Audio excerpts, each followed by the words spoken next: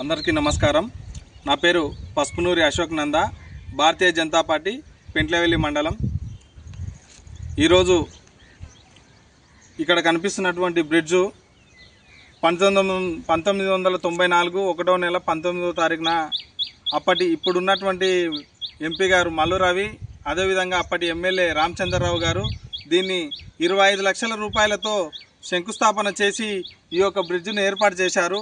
అవి సరిపోదన్నట్టుగా ఇప్పుడున్నటువంటి మంత్రి జూపల్లి కృష్ణారావు గారు తర్వాత మొదటిసారి ఎమ్మెల్యే అయిన తర్వాత దీనికి అదనంగా 30 లక్షల రూపాయలు తీసుకొచ్చి దీన్ని మళ్ళీ ప్రారంభిస్తామని చెప్పేసి అక్కడ ఒక షెడ్డు మరియు ఇక్కడ మోటార్లు ఏర్పాటు చేయడం జరిగింది.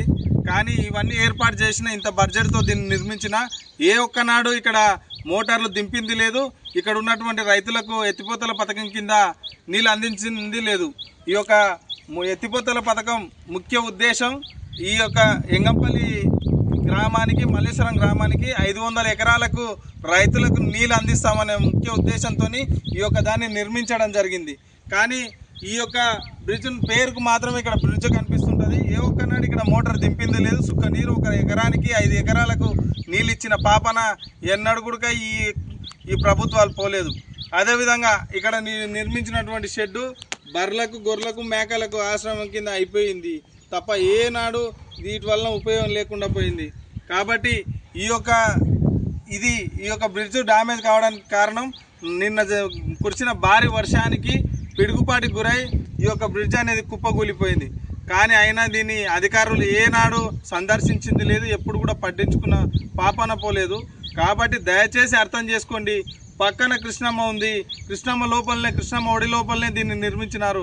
కానీ ఏ ఒక్కనాడు కూడా మా యొక్క రైతులకు, కృష్ణానది ఒడ్డున ఉన్న గ్రామాలకు రైతులకు ఎవరికి కూడా నీరు అందించిన పాపాన ఈ యొక్క ఎత్తిపోతల పథకాన్ని కృష్ణమ్మ ఒడిలోనే నిర్మించినప్పటికీ ఈ యొక్క గ్రామాలకు ఎప్పుడు కూడా సుక్క నీరు అందించిన పాపాన ఈ ప్రభుత్వాలు పోలేదు. కాబట్టి అధికారులారా, ఇక్కడ ఉన్నటువంటి రాజకీయ నాయకులారా అర్థం చేసుకోండి. రైతుల బాధలను మీరు చూడండి. నిండు కుండలాగా కృష్ణమ్మ ఉన్నా కానీ సుక్క నీరు కూడా మా యొక్క రైతుల పొలాలను తాకిన పాపాన పోలేదు. ఈ యొక్క ఇంతటి దుర్గార్గమైనటువంటి పాలన మీరు పరిపాలిస్తున్నందుకు మాకు చాలా బాధాకరంగా ఉంది. దయచేసి మా యొక్క రైతుల బాధను అర్థం చేసుకోండి. రైతులకు నీరు అందించే విధంగా మీరు ముందుకు అడిగేయండి అని చెప్పేసి ఈ సందర్భంగా కోరుతా ఉన్నాం మేము.